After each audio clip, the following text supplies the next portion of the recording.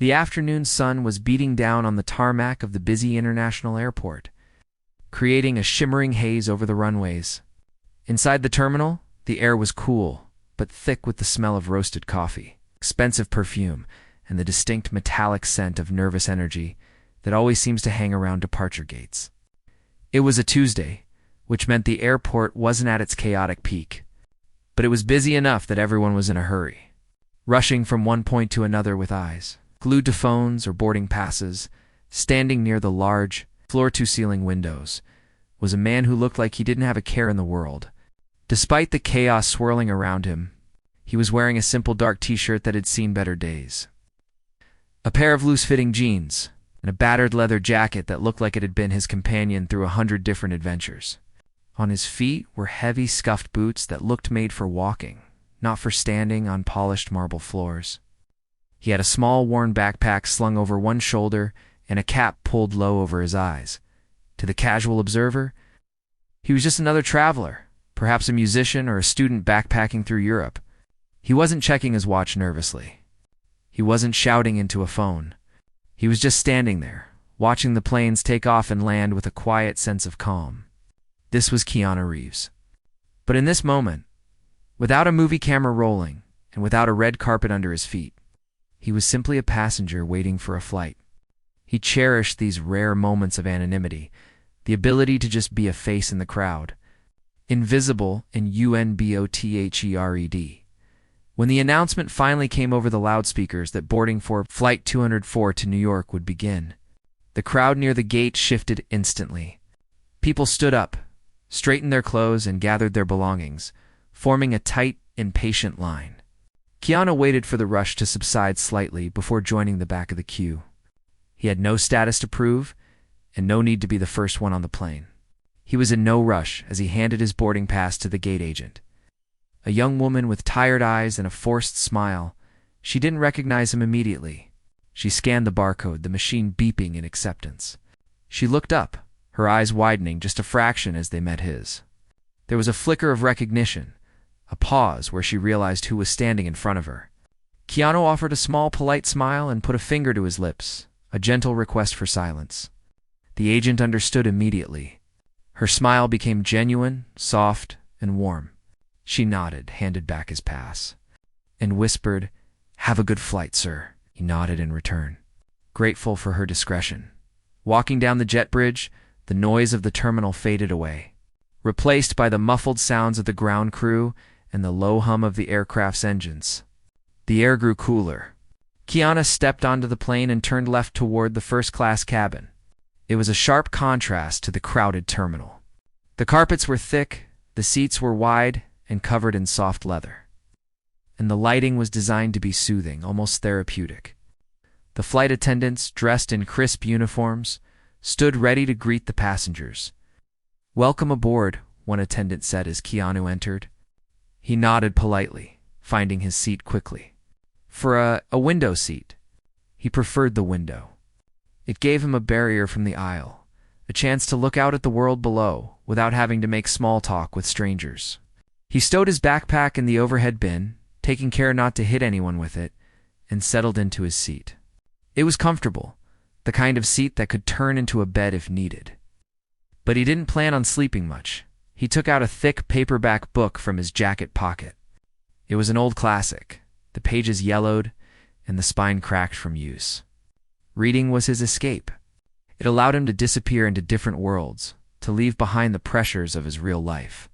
He adjusted his cap, pulling the brim down slightly to shield his eyes from the cabin lights, and opened the book.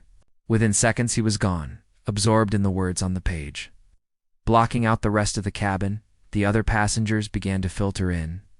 Business people in crisp suits, couples chattering quietly about their vacations, and a few families upgrading for the extra legroom. The cabin filled up slowly, the atmosphere remaining relatively peaceful. Keanu turned a page, completely engrossed, his foot tapping softly to a rhythm only he could hear. But the peace was about to be broken. A loud, sharp voice cut through the low murmur of the cabin like a knife. It was coming from the jet bridge, getting closer with every second. "No, you listen to me," the voice boomed. I don't care about the projections. I told you I want it done by Monday morning. If you can't handle that, I'll find someone who can. Keanu didn't look up. He was used to loud people.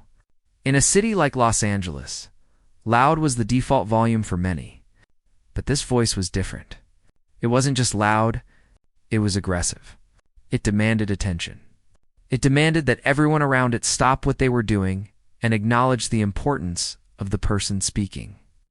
A man appeared at the entrance of the first-class cabin, and he looked every bit the part his voice suggested. He was tall, broad-shouldered, and wearing a suit that probably cost more than most people's cars. It was a sharp navy blue, tailored perfectly to his frame, the crisp white shirt and a silk tie that shimmered under the cabin lights. On his wrist was a watch that caught the light, flashing gold and diamonds. He had a leather garment bag slung over his shoulder and a phone pressed to his ear, his face flushed with anger. He stormed down the aisle, ignoring the flight attendants who tried to greet him. He was a force of nature, parting the air with his sheer intensity. He stopped briefly in the aisle to shout into his phone, causing the passengers in the aisle seats to lean away, uncomfortable with the invasion of their personal space. "I'm getting on the plane now," he barked. "Do not call me again unless you have good news." He ended the call with a violent tap of his finger and shoved the phone into his pocket. He looked around the cabin, his eyes scanning the seats with a critical glare. He was looking for his seat, or perhaps he was just judging everyone else to make himself feel bigger. His gaze swept past Keanu without pausing.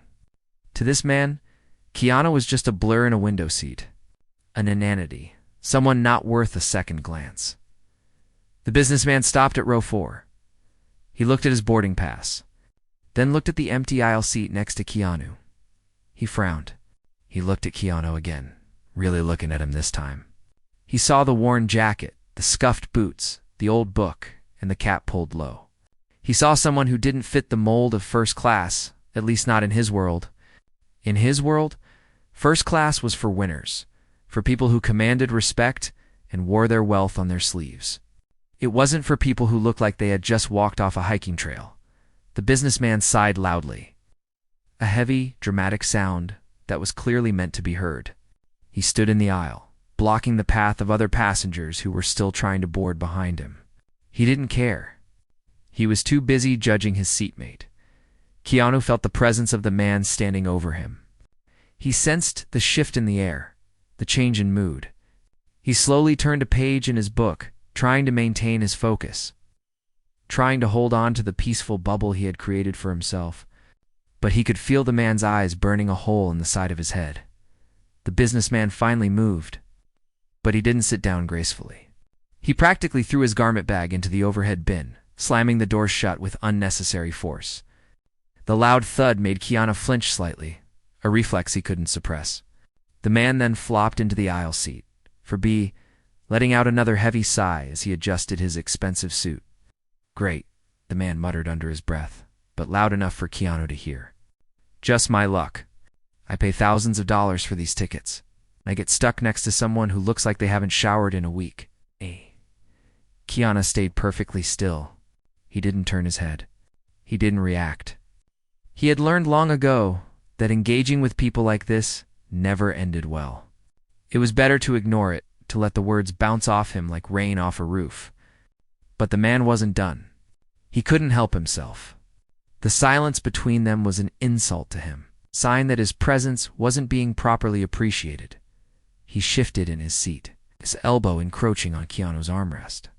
He pulled out a tablet device, tapping aggressively on the screen, the bright light illuminating his stern face. He muttered complaints about the airline, about the service, about the smell of the cabin. He was creating a cloud of negativity around him, and Keanu was trapped right in the center of it.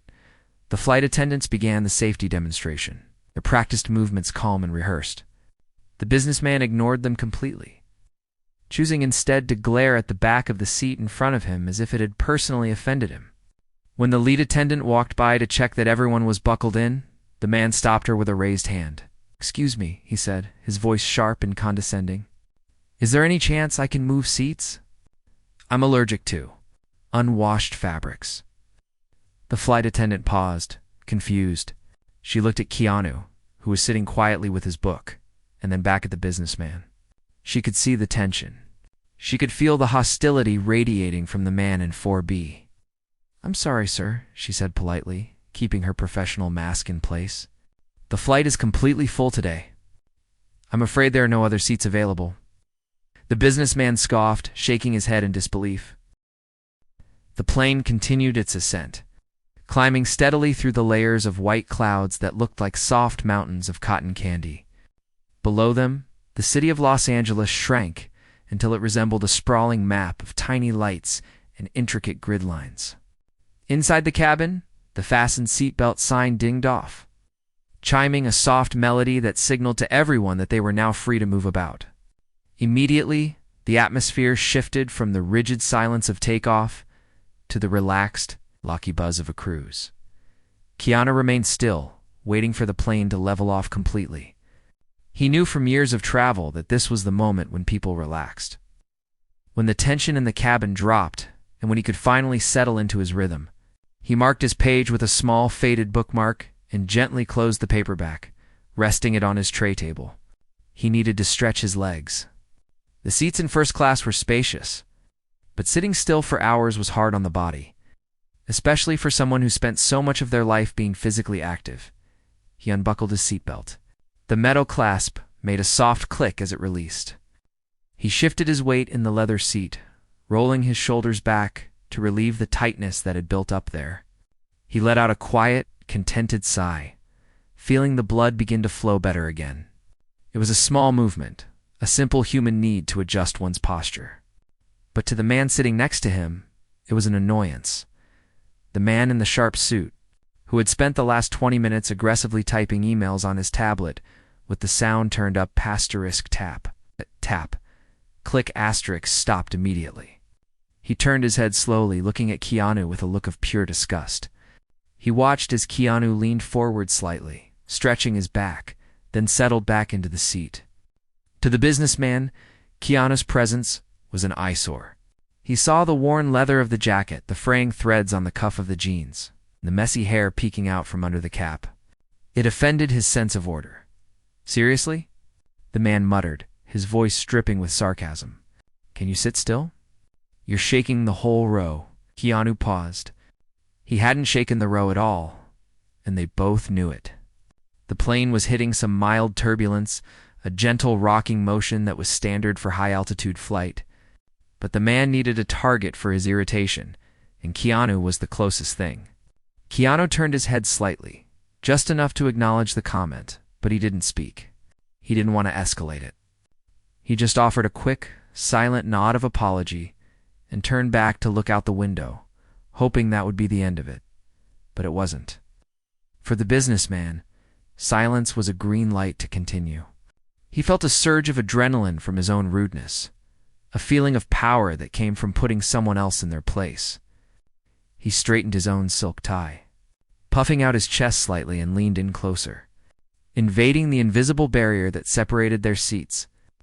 "You know, they really should have a dress code for this section of the plane," the man said, his voice loud enough that the passenger across the aisle looked over.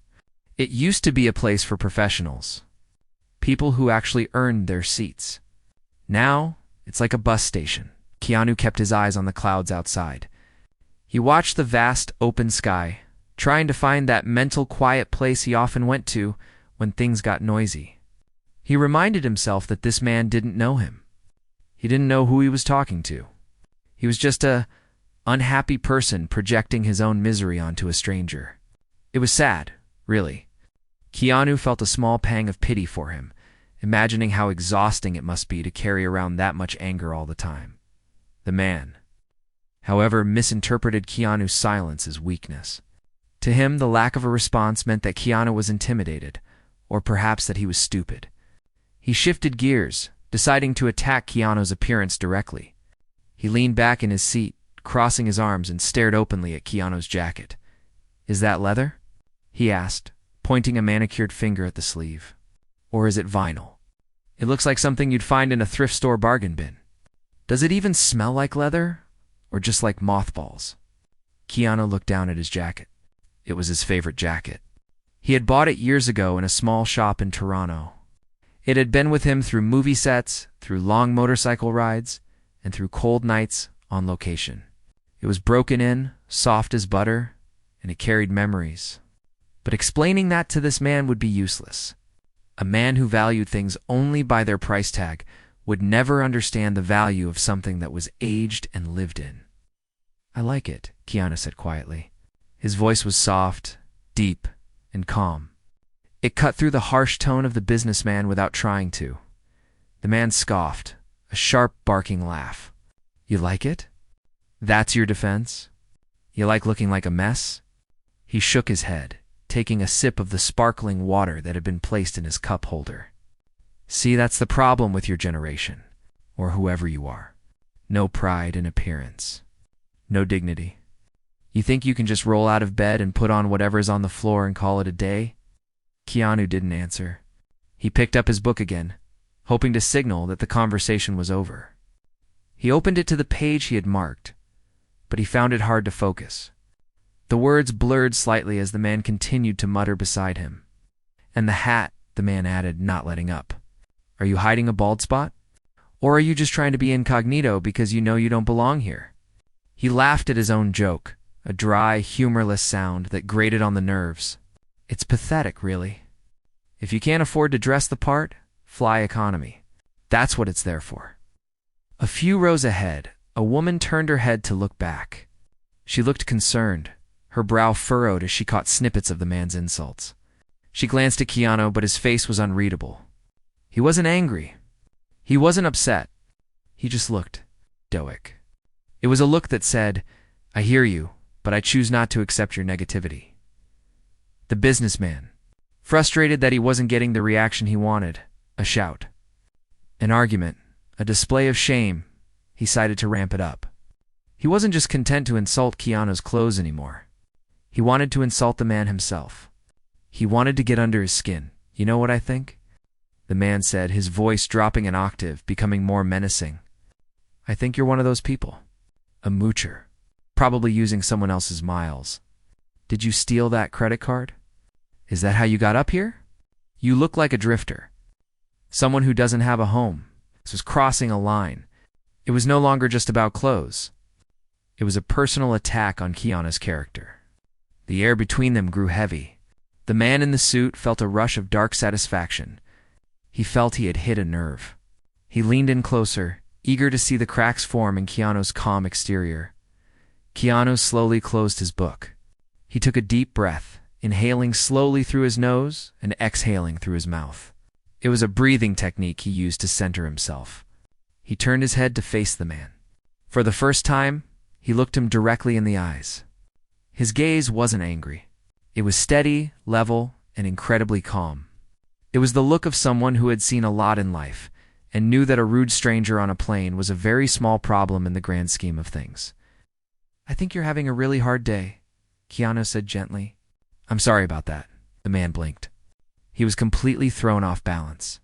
He had prepared himself for a fight, for a screaming match, for Keanu to yell back or call the flight attendant. He had not prepared for kindness. He didn't know how to react to it. His mouth opened slightly, then closed. He looked confused, like a machine that had been given a command it couldn't process. "What?" the man sputtered. "Don't try to analyze me, you bum. I'm telling you how it is. It's okay," Keanu said, his tone still soothing. He placed his hand on the armrest between them, palm open. "We're all just traveling. It's a long flight. We don't have to be enemies." The man stared at Keanu's hand. It was a simple gesture, but it felt like a mirror reflecting his own ugliness back at him. He saw the contrast between his clenched fists and Keanu's open palm. For a brief second, the mask of arrogance slipped, and the man looked deeply uncomfortable. He felt a strange twinge of shame, a feeling he hadn't experienced in a long time. But he buried it quickly. Shame was painful, and he preferred anger. He scoffed again, turning away violently and yanking the window shade down, plunging them both into sudden shadow. "I'm done talking to you," he snapped, pulling out his phone. "Just don't touch my armrest. Or my stuff." He put his headphones on, not playing any music, just to create a physical barrier. He stared at his black screen, his heart beating faster than he wanted to admit. He was angry that Keanu hadn't fought back. He was angry that Keanu had made him feel like the bad guy. He sat there, stewing in his own juices, replaying the interaction in his mind, twisting it until he was the victim of some injustice. Keanu, on the other hand, turned toward the darkened window shade. He couldn't see the clouds anymore, but he knew they were there. He closed his eyes and listened to the steady hum of the engines. He let the man's anger wash over him and flow away like water off a duck's back. He felt a sense of pity for the man next to him. It must be exhausting, he thought, to be so trapped inside your own ego. To need to step on everyone else just to feel tall. Minutes ticked by.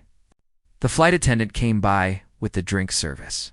She stopped at row 4, sensing the thick tension in the air, like a physical wall. She looked at the man with the headphones, who ignored her, and then at Keanu, who smiled up at her.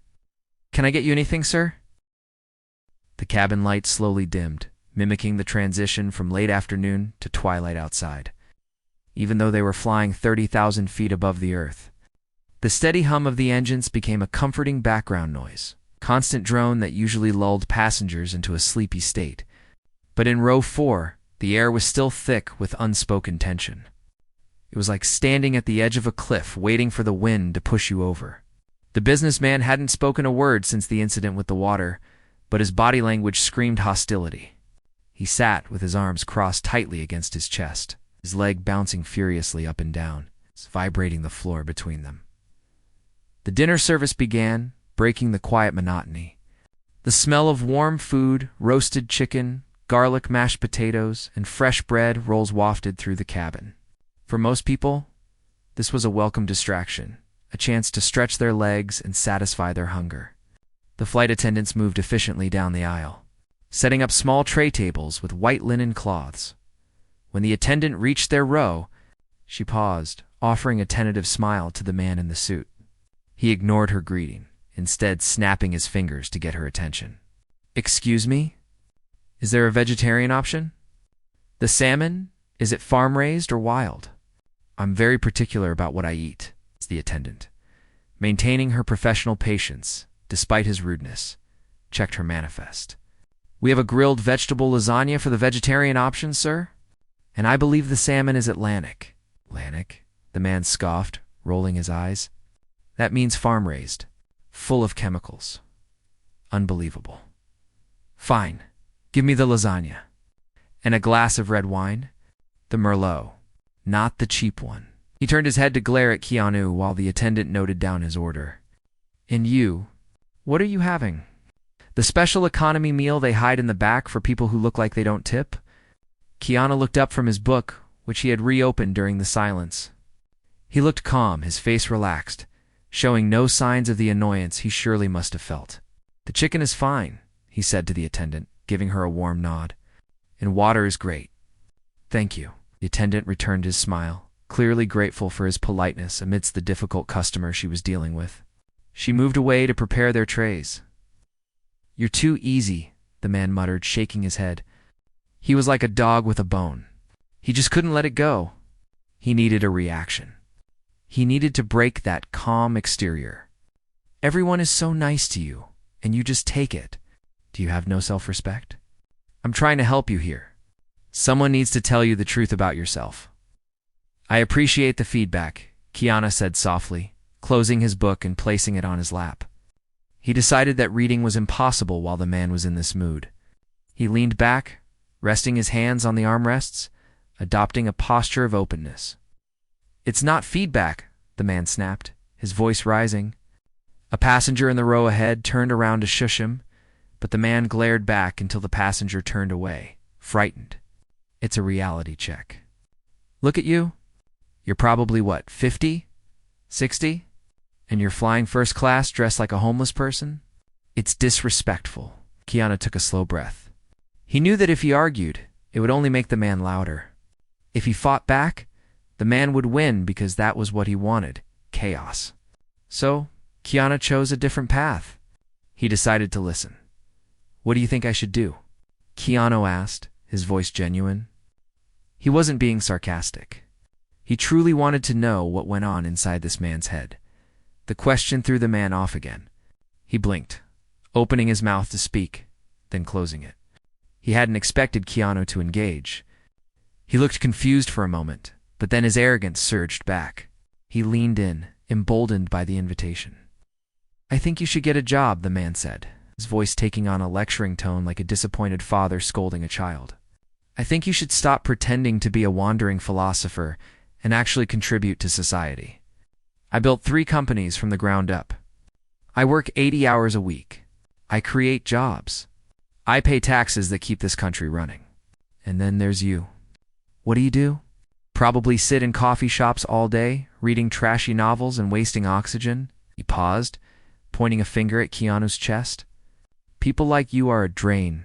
You think the world owes you a living just because you exist? You think you can just float through life, taking up space, and it's all going to be fine because the universe provides. Well, let me tell you something. The universe doesn't care about you.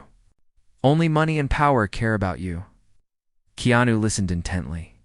He watched the man's face, seeing the lines of stress etched deep around his eyes and mouth. He saw a man who was terrified of losing control, of losing his status. He saw a man who had money, but no peace. "Sounds like you work very hard," Keanu said quietly when the man finally stopped to take a breath. "That must be exhausting." The man stared at him, his face turning a darker shade of red. "Don't patronize me," he hissed. "Yes, I work hard. I have to, because there are people like you trying to take everything I've earned. If I stop, I lose. It's a dog-eat-dog world, and you're just a fluffy little bunny rabbit waiting to get eaten." The flight attendant returned with their trays. She set the lasagna and wine down in front of the businessman with trembling hands, afraid of spilling something again. She placed Keanu's chicken and water down gently. The smell of the man's lasagna filled the small space, rich with tomato sauce and cheese. The man picked up his fork, attacking his food with the same aggression he attacked everything else. He stabbed at the pasta, splashing a tiny drop of sauce onto the white tablecloth. "This is cold," he complained immediately, though he had just taken one bite. "Of course it is." He chewed angrily, his eyes fixed on Keanu. "You know what you look like?" he said with his mouth half full. "You look like a failed artist. One of those guys who plays guitar in a subway station and wonders why nobody throws $1 in their case. You look like you have dreams, but no ambition." Keanu picked up a piece of chicken, taking a small bite. He chewed slowly, savoring the flavor. He was actually hungry, and he refused to let this man ruin his meal. "I've had some failures," Keanu admitted. "Everyone has. But I've been lucky too." "Lucky?" The man laughed. A harsh barking sound. "There is no luck. There is only effort.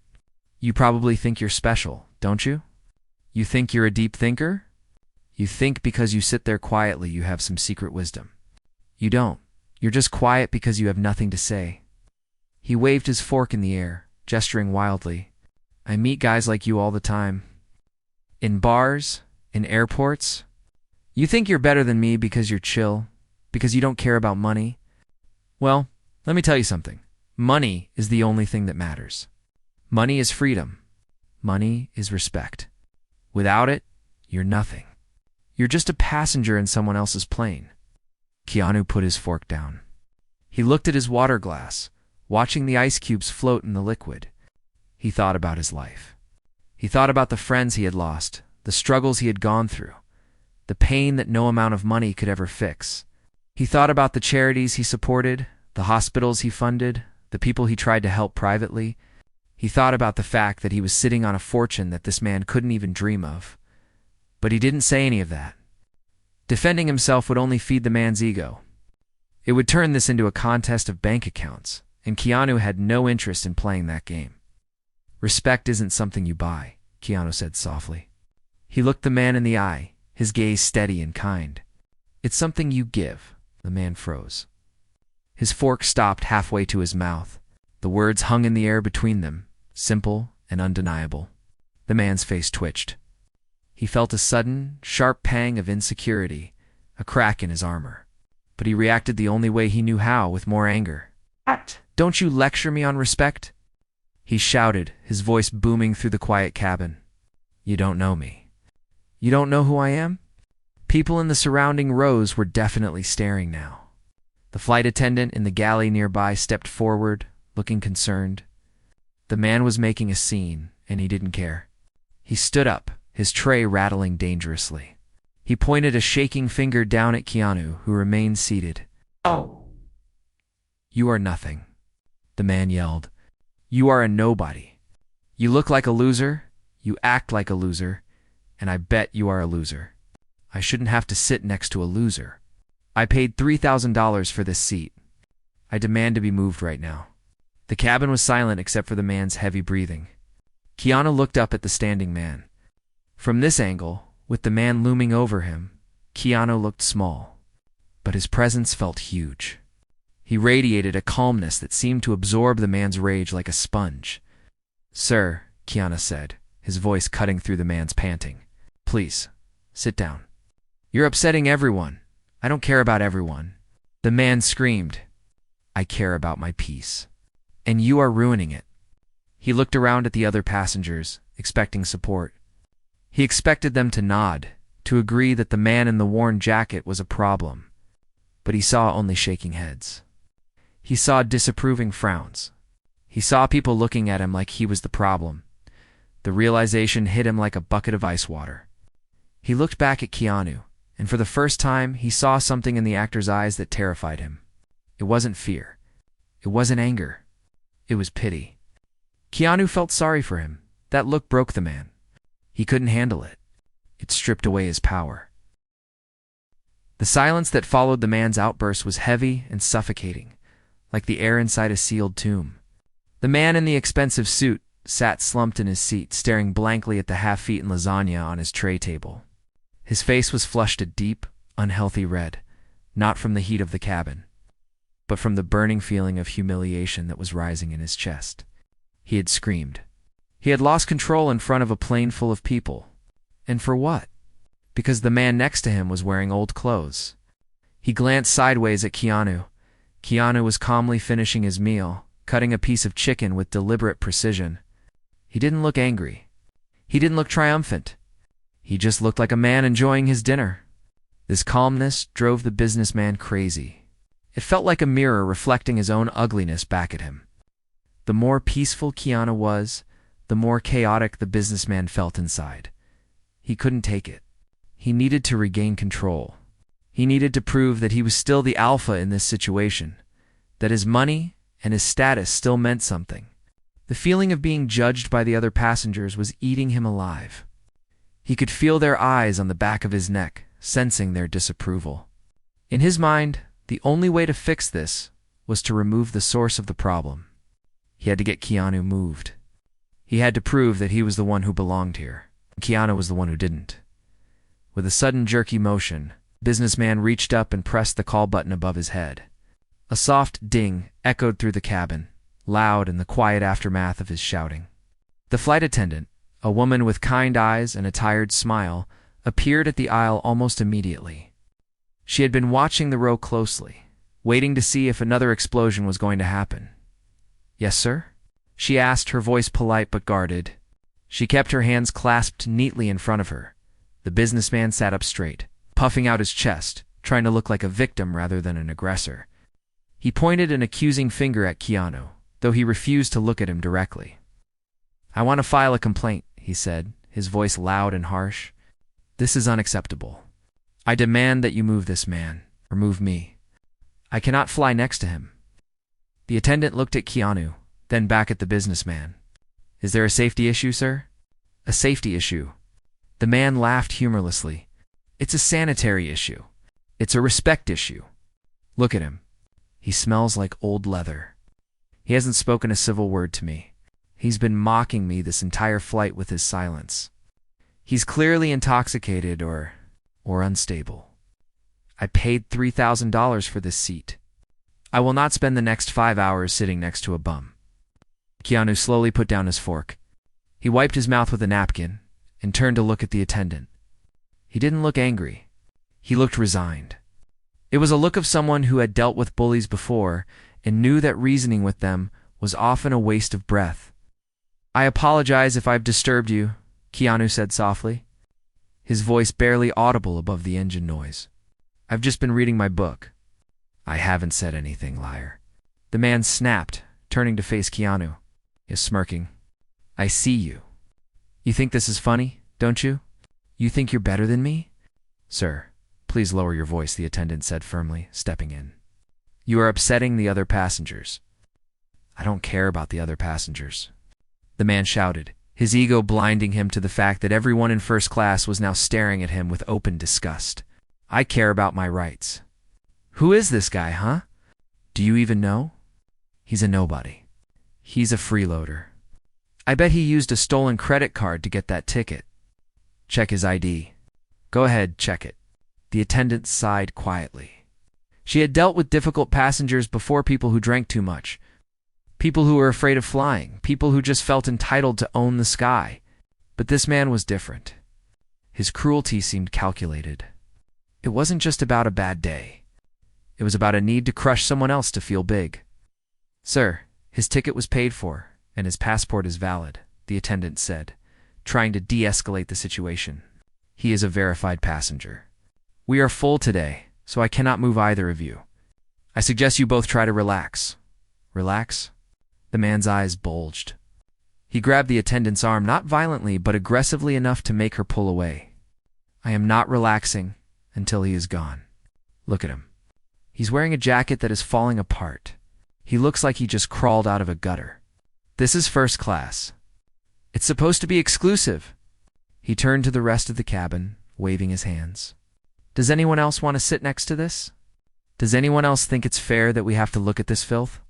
A murmur ran through the cabin, but it wasn't the agreement he was looking for. People were whispering to each other, shaking their heads. A man in the row across the aisle, a retired-looking gentleman in a tweed jacket, spoke up. "Hey, buddy, give it a rest. The guy hasn't done anything. You're the one making a scene." The businessman whipped his head around, stung by the criticism. "Shut up. This isn't your business. I'm talking to the crew." He turned back to the flight attendant, his face sweating now. He felt trapped. He had started a fire he couldn't put out. He was desperate for the attendant to see things his way, to validate his anger. He needed her to agree that Keanu was the problem. "Call the captain," he demanded. "I want the captain to know what's going on here. I want this guy thrown off the plane when we land. I'm a lawyer. I'll sue this airline. I'll sue you." The attendant stood her ground, her chin held high. She had reached her limit of politeness. "Sir, if you continue to be disruptive and abusive to staff and passengers, I will have to meet you at the gate with security. Please sit down and finish your meal." The man sputtered, his mouth opening and closing like a fish out of water. He felt the walls closing in. He looked at Keanu, his eyes pleading for a fight. For Keanu to stand up and hit him, to do anything that would justify his rage. But Keanu just sat there. He picked up his glass of water and took a slow sip, his eyes meeting the attendant's. In that look, there was a silent communication. A look that said, asterisk, "It's okay. I'm used to this. Don't worry about me." Asterisk. The attendant took a deep breath. She decided to try a different approach. She realized this man was never going to back down unless his ego was completely destroyed. She looked down at her tablet, scanning the passenger manifest for seat 4A. She knew who was sitting there, of course. She had recognized him the moment he walked on board. But she had respected his wish for privacy. Now, however, privacy was no longer an option. The man next to him needed to know the truth. The irony was too perfect to ignore. "Sir," the attendant said, her voice dropping an octave, becoming suddenly very serious. "You want to know who this passenger is? You are demanding to know his credentials?" "Yes," the man yelled triumphantly. He thought he had one. He thought she was finally going to admit that Keanu was a stowaway or a mistake. "Tell me, who is he? A janitor? A mechanic?" The attendant looked at the businessman with a cold, steady gaze. She gestured gently toward the man in the worn jacket. "This is Mr. Reeves," she said clearly, her voice projecting slightly so the surrounding rows could hear. Keanu Reeves. The name hung in the air for a second. It didn't register immediately. The businessman frowned, confused. "Reeves? Who is that? Is that supposed to mean something to me?" The attendant didn't blink. She didn't break eye contact. She let the silence stretch, allowing the weight of the name to sink in. "He is a passenger who has flown with us many times," she said, her tone filled with a quiet respect that made the businessman flinch. "He is a well-known actor, a movie star. And quite frankly, sir, he is one of the most polite and respectful human beings I have ever had the pleasure of serving." The man froze. His brain seemed to stall. The name clicked. Keanu Reeves. He looked at the face of the man sitting next to him. Really looked at it. He stripped away the worn jacket, the scuffed boots, the messy hair, and the cap. He looked at the jawline, the eyes, the calm demeanor. It was him. It was the guy from The Matrix. It was the guy from John Wick. It was one of the most famous actors on the planet. A man who was worth millions, possibly hundreds of millions of dollars. A man who had starred in blockbuster movies that this businessman had probably watched and enjoyed. The blood drained from the man's face so fast, he looked pale gray. His mouth went dry. The realization hit him like a physical blow, knocking the wind out of his sails. "Wait," the man stammered, his voice cracking. "Keanu Reeves." "Yes, sir," the attendant said, a small, tight smile touching her lips. "The bum you have been insulting for the last hour is an international icon. And now, if you'll excuse me, I need to go check on the other passengers." She turned and walked away, leaving him standing there, half out of his seat, looking like a fool. Slowly, the man sank back down. He felt dizzy. He looked around the cabin. The other passengers were no longer looking at him with annoyance. They were looking at him with amusement. Some were holding back laughter. The man across the aisle, the one in the tweed jacket, gave him a thumbs down and a sarcastic smirk. The irony was suffocating. The man had spent an hour lecturing Keanu Reeves about the value of money, the importance of dressing for success, and the need to work hard. He had told a man who was a symbol of cinematic success that he was a failure. He looked at Keanu. Keanu hadn't moved. He hadn't said, "I told you so." He hadn't pulled out his phone to record the man's reaction. He was just sitting. The silence that settled over row 4 was heavier than the silence that usually follows a movie tragedy. It was a thick, suffocating blanket of awkwardness that seemed to extend far beyond their 2 seats. The man in the expensive suit sat frozen, his hands gripping the armrest so tightly his knuckles had turned a ghostly white. His face, previously flushed with the red heat of anger and superiority, was now draining of all color, leaving him looking pale and slightly sick. He kept his eyes fixed on the small digital screen on the seatback in front of him, but he wasn't watching the map of the plane's progress. He was seeing a replay of the last hour in his mind. Every insult he had shouted, every snide comment he had made about Keanu's clothes, every assumption he had made about his life, it was all echoing in his head, mocking him. He had told a man worth hundreds of millions of dollars that he looked like a bum. He had lectured a global icon on the value of hard work. He had made a complete and utter fool of himself in front of a captive audience next to him. Keanu sat with his eyes closed, the small white earbuds placed firmly in his ears. To anyone watching, he might have been sleeping, or perhaps just listening to music. He was the picture of tranquility. The chaos that had erupted just moments ago seemed to bounce off him completely. He didn't fidget, he didn't sigh, and he certainly didn't look over to gloat at the shattered man beside him. He just existed, breathing steadily, radiating a quiet peace that was making the businessman feel even smaller. The businessman felt a drop of sweat roll down his temple. He wanted to disappear. He wanted to stand up, open the emergency exit, and jump out into the cold sky. He wondered if he could fake a heart attack just to be taken away by the medical crew. Anything to escape this crushing moment of reality. He glanced sideways, just a quick, fearful movement. Keanu hadn't moved.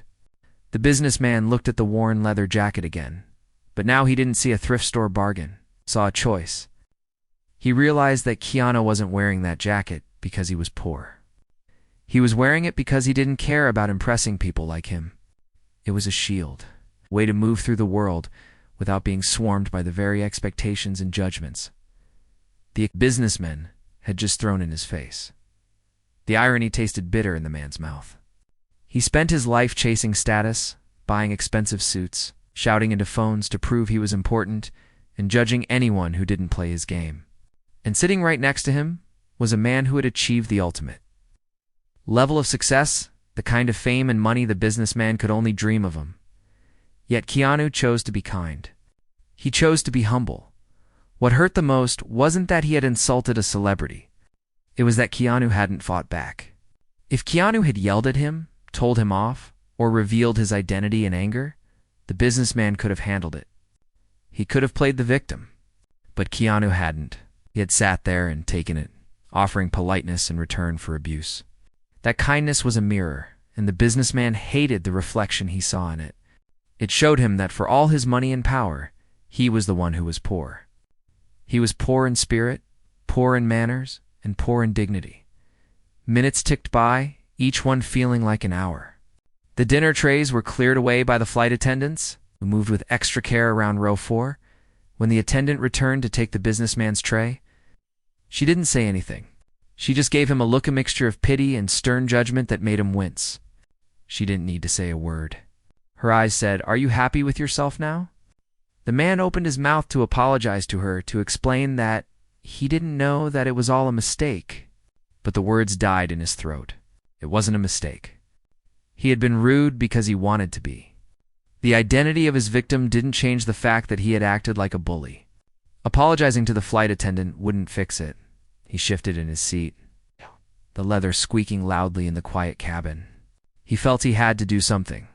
He couldn't just sit there for the next 3 hours until they landed in New York. The guilt was eating him alive, twisting his stomach into knots. He reached out a trembling hand, his fingers hovering over Keanu's arm. He hesitated. What if Keanu ignored him? What if he told him to get lost? That would be fair. The man swallowed hard, his throat dry. He gently tapped Keanu on the shoulder. Keanu opened his eyes slowly. He took one earbud out, turning his head to look at the businessman. His expression was open, waiting. There was no anger in his eyes, just a calm curiosity. "Can I help you?" Keanu asked softly. The businessman flinched at the gentleness of the voice. He cleared his throat, trying to find his usual commanding tone, but it was gone. It had vanished, leaving his voice sounding weak and raspy. "Look, the man started, then stopped. He looked down at his lap, then back up at Keanu.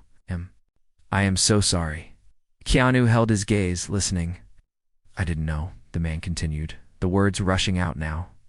"I had no idea who you were. I was out of line. I was terrible. I said things that were inexcusable. I am so sorry, Mr. Reeves." The man was breathless by the time he finished. He waited for Keanu to say something, to accept the apology, or maybe to reject it. He felt like a child waiting for the principal's verdict. Keanu looked at him for a long moment. He didn't smile, but his eyes softened. He shook his head slightly, a small, dismissing gesture. "Please," Keanu said quietly. "You don't need to apologize to me. You don't need to apologize to Mr. Reeves." The businessman looked confused. "I don't?" "No," Keanu said. He leaned forward slightly, his voice dropping, so only the two of them could hear. "I was just a stranger sitting next to you. It didn't matter who I was. It didn't matter if I was an actor or a teacher or someone who didn't have a job at all. The things you said, they weren't wrong because of who I am. They were wrong because of what they were. You were mean to a stranger. That's the part that matters." The businessman sat back, stunned. He had expected forgiveness based on status. He had thought, "Oh, I insulted a famous person, so I must apologize." But Keanu was stripping away the celebrity status. He was telling him that the real crime wasn't bullying a star. It was bullying a human being. The businessman rubbed his face with his hands, feeling exhausted. "I'm having a really hard time lately," he admitted, his voice cracking. It was the first honest thing he had said all day. "I'm stressed. I'm angry at the world. I took it out on you because, I don't know, because you looked peaceful, and I wasn't." Keanu nodded slowly. "I understand. We all carry heavy things, but sometimes When we throw our weight around, trying to look big, we just end up looking small. He patted the man on the shoulder, a brief, fatherly gesture. It's okay. We're all just trying to get to New York. Let's start over. We have a few more hours. Let's just enjoy the flight. That. Keanu put his earbud back in, closed his eyes, and effectively ended the lecture. He didn't offer friendship. He didn't offer to take a selfie. He just offered a clean slate. The businessman sat back, a strange mix of emotions churning inside him. He felt humbled, yes, but also lighter. The knot of anger that had been tightening his chest all day had loosened, just a little. He looked out the window at the darkness.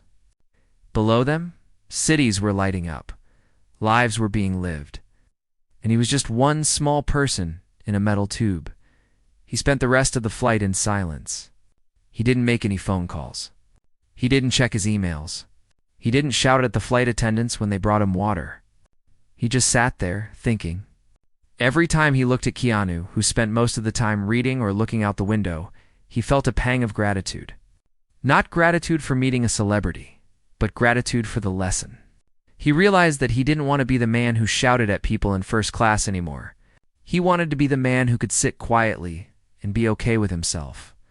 As the plane began its descent, the captain's voice crackled over the intercom.